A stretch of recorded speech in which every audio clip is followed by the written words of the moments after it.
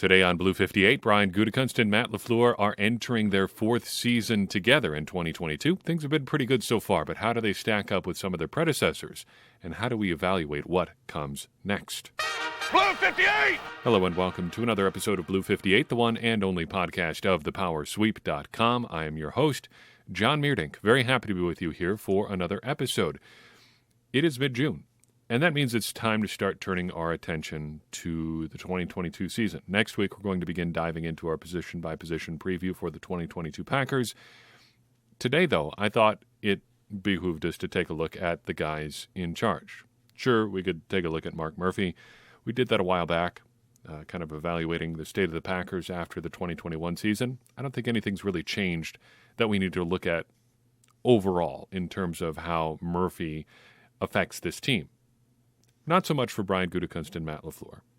We are, as I said in the intro, entering their fourth season together, and I kind of think they're at an interesting point, I should say. Looking back at how they compared to their predecessors, this is when things should be getting really good. There's really three big coaching eras you've got to look at in terms of successful times for the Packers: Thompson and McCarthy, Wolf and Holmgren, and Vince Lombardi. And Vince Lombardi, he was the GM and the coach. You get it. Anyway, Ted Thompson and Mike McCarthy. Year 4 for them was 2009. Mike McCarthy takes over in 2006, 6, 7, 8, 9. 2009, that season was pretty good overall. The Packers were really just starting to come into their own with Aaron Rodgers as their starting quarterback. That season ends with that wild game in Arizona, which was a bummer of a way to end the season, but really, I don't remember being too worked up about it at the time because it was early in the Rodgers-McCarthy era. They were still coming together as a young team. They were, don't want to say rebuilding still post-Favre, but they were kind of still rebuilding post-Favre. They were a team on the upswing. Whatever happened in 2009 was going to be a bonus as long as they got to the playoffs, and they did. If you really want to dig deeper into the Thompson-McCarthy era, you could go to year 4 of the Thompson-McCarthy-Rodgers era. That's 2011. They go 15-1 that year. Aaron Rodgers wins the MVP. A really good season overall. The ending was terrible, but that was a really good team. The point is things had really solidified and had come together in year 4 for Thompson and McCarthy. Same kind of was true for Ron Wolf and Mike Holmgren. 1995, their fourth year together, and the Packers go 11-5 and make it to the NFC Championship. They'd had a couple 9-7 seasons previously. This was their step from, okay, we're just happy to be there in the playoffs to we can really make some noise. Of course, 1996, they win the Super Bowl, but year 4 was when things really started to come together for the Wolf and Holmgren Packers. Vince Lombardi, all the way back in the 1960s. Year 4, a phenomenal year for the Packers. 1962, that was, under Lombardi. 13-1, the record that year. They won the NFL championship. This might have been Vince Lombardi's best team in Green Bay. The point is, year 4 is when things should be getting pretty good. However, as you've probably said to yourself by now, things are pretty substantially different for Brian Gutekunst and Matt LaFleur than any of those previous groups that we've looked at. They're certainly unique in Packers history, and there really aren't that many situations like them around the league. Coming in, they didn't have to build from the ground up. They already had an MVP caliber quarterback, albeit one who hadn't been playing at an MVP level per se in a while, but still a very, very good quarterback. Their task was more about retooling or continuing to build on the retool that Brian Gutekunst had already started than flat-out rebuilding. If you want to define the Gutekunst and LaFleur era, you could say it's really been more about navigating challenges than building something specifically. They had to overcome the process of a new head coach getting started with Matt LaFleur. They had to address the challenge of the end of the Aaron Rodgers era without knowing when the end really is, and they're still in the process of doing that. And I don't think you can evaluate their time together without talking about how they navigated the COVID-19 pandemic. I don't have a specific example in mind, but I think it would have been easy for a team, and I'm sure there were teams like this, to just kind of cash it in, either early or part of the way through the 2020 season. Just say, look, it's not happening. There's just too many challenges. It's too hard to make a go of it. We can't get guys to buy in with whatever protocols we've got to go through. we'll just try again next year. The Packers didn't do that, and they had a really good year in 2020. In light of those challenges and how they've overcome them, I think their first 3 years have been really better than I think anyone could have anticipated. Disappointing ends, to be sure, but overall, it's been a great run. As a result, heading into year 4, they're not really in a situation where they're going to be peaking this year. They aren't on the building track that all of these other teams were. They're kind of in a reloading year, right? Wouldn't you say? They've got to overcome the loss of guys like Zadarius Smith, Billy Turner, Davante Adams, to say the very least. They've got a bunch of new guys coming in. How do you set expectations in that situation? I don't really know. To be sure, continuing to be a competitive team, not just a competitive team, contenders, is part of that. You should expect the Packers to be contenders this year for sure. If the Packers are not among those teams, in the divisional round, really contending for a Super Bowl, the season was a failure. I don't think you can even begin to grade the season as anything other than a failure if they don't get to that point. We've talked about that the last couple of years. I think, for me, the goal at least is to get, from an evaluation standpoint, is to get to the divisional round and see where things go from there. Last year, not so great. Previously, the Packers handled the Rams in 2020 in the divisional round, made it to the NFC Championship game, and then kind of tripped over themselves, to be sure, but they were right there at the end. Same kind of happens in 2019. They handled the Seahawks that year. They're right there at the end. So beyond that, how do you set expectations for guys like Brian Gutekunst and Matt LaFleur, the two individuals other than Aaron Rodgers who have the most impact on the 2022 Packers? Let's start with Brian Gutekunst. I think there's 3 areas we can look at in terms of evaluating Brian Gutekunst and the expectations we have for him this year.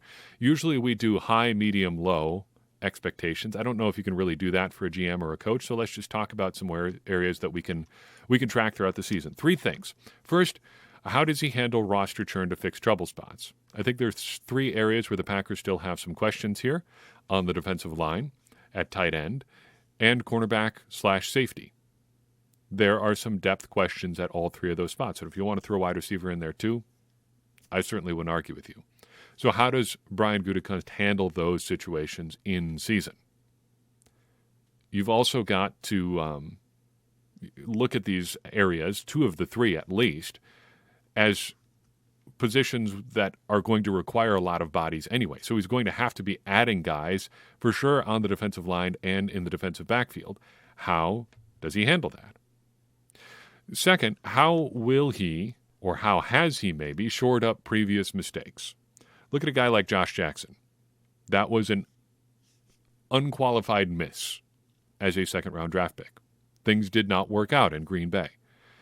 So how will the moves that Gutekunst made to cover for that move continue to affect the Packers?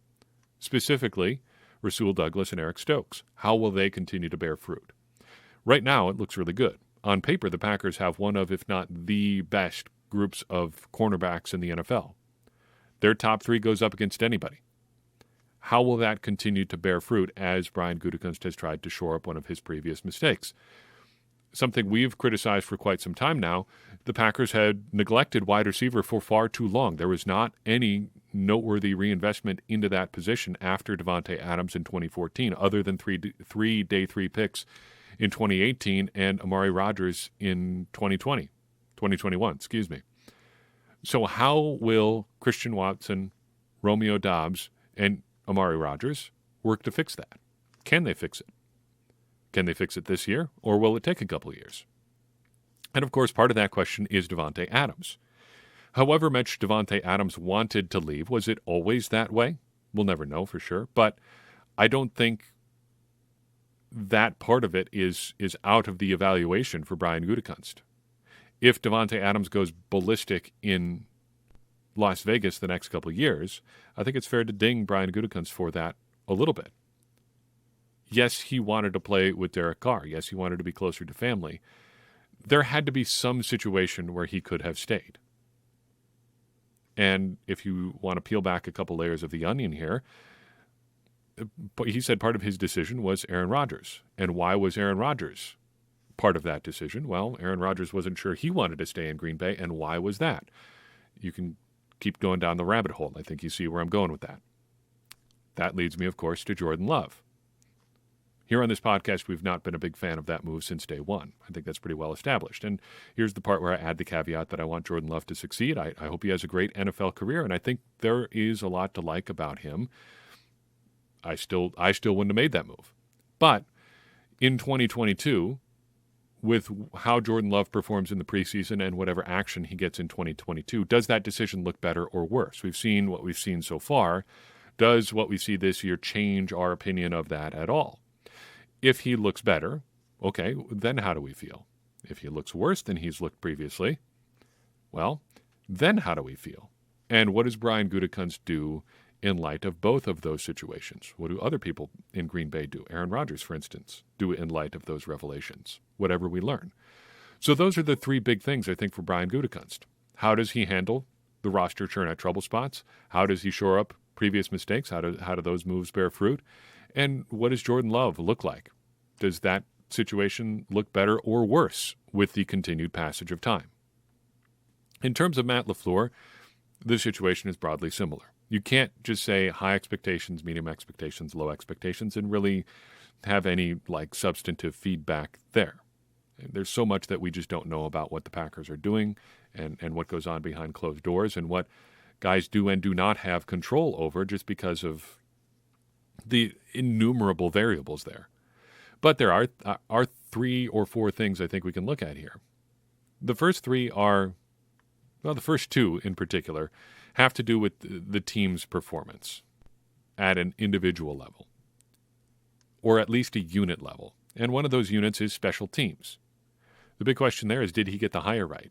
He's finally got Rich Bisaccia, a decorated special teams coach, to handle the Packers' special teams.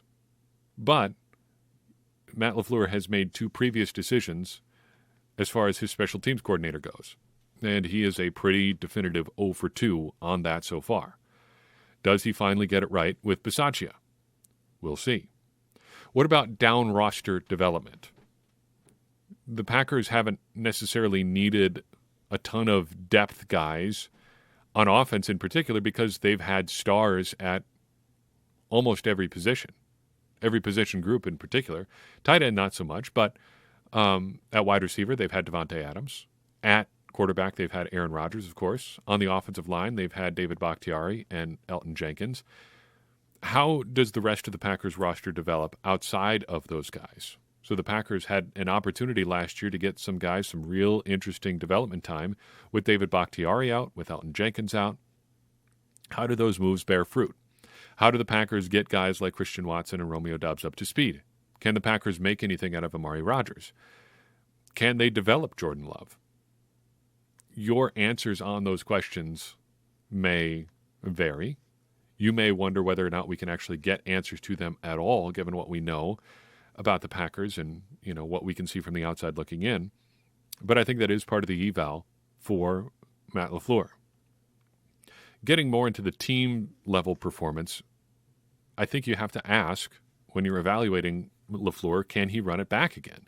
Can he get the Packers back into contention for a Super Bowl? Because that is the standard. When you are in the late Rodgers era, when you have reconfigured his contract again and again and again to keep him in Green Bay, to keep him happy, to put things around him, if you've got an elite quarterback, a guy who's won back-to-back MVPs now, that is the standard. You should be competing for a Super Bowl.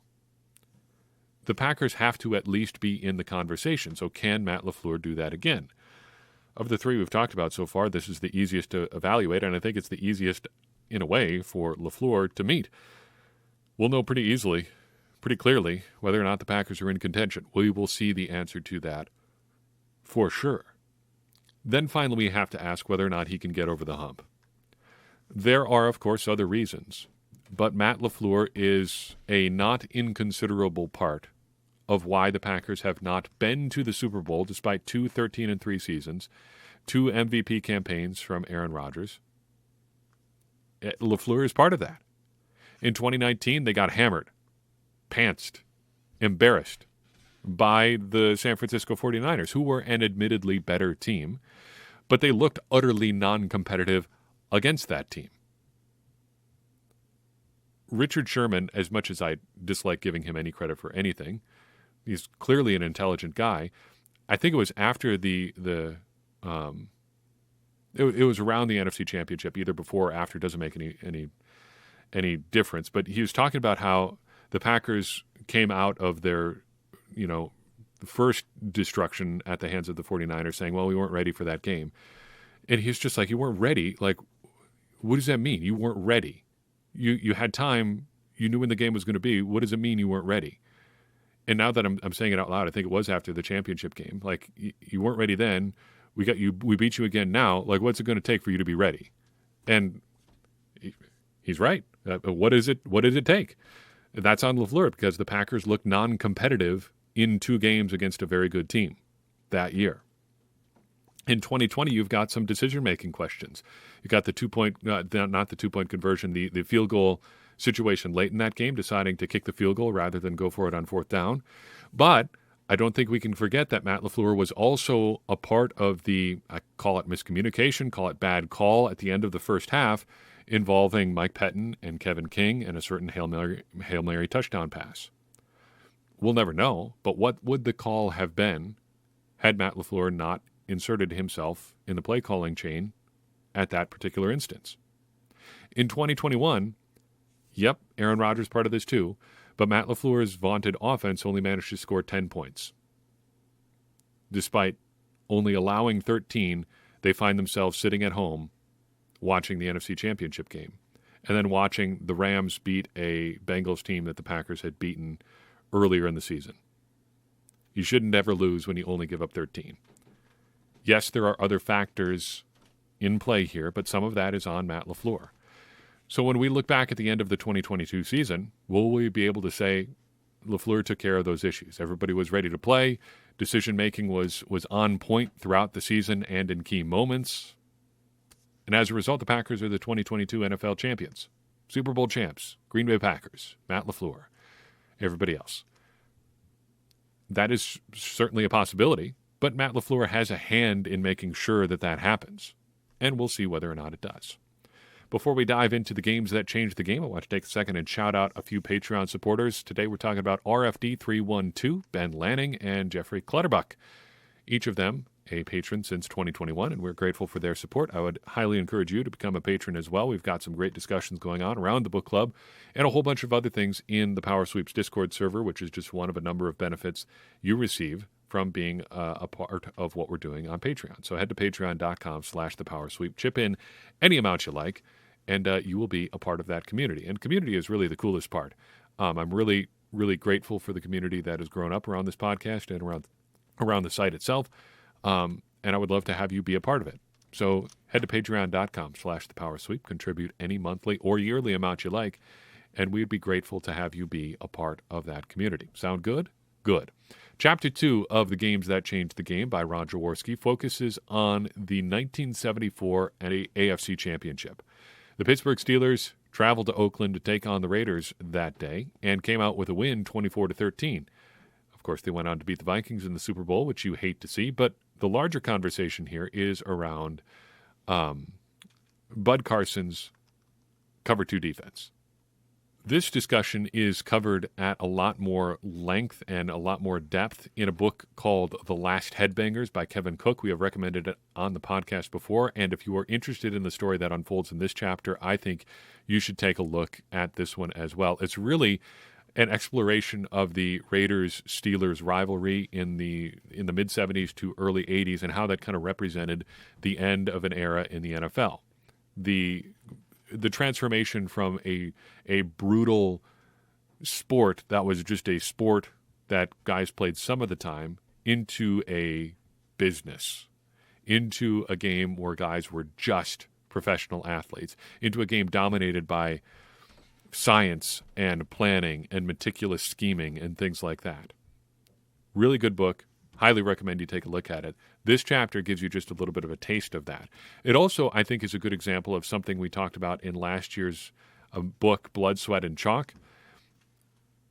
To take nothing away from Bud Carson and what it took to implement a defense like the cover two at the level they did in Pittsburgh, it's really easy to look like a schematic defense when you've got Hall of Famers at every level. And not just Hall of Famers, some of the very, very best to ever play their respective positions. Incredible talent on this defense. A couple notes from throughout this chapter. The game itself is not all that interesting to me. It's the setup to the game that I think is really interesting in both of these chapters so far. The Steelers just did what they did, and they bludgeoned the Raiders to death. Tony Dungy makes an appearance in this chapter. I always associate him with offense because of Peyton Manning, but really he was a defensive coach. I loved his quote about proactive reaction. I won't read it here because it's a whole paragraph long thing, but he talks about how it was commonplace in Pittsburgh to just be out there on defense, have a call come in. You go out there and line up. Here comes the offense. Oh, no.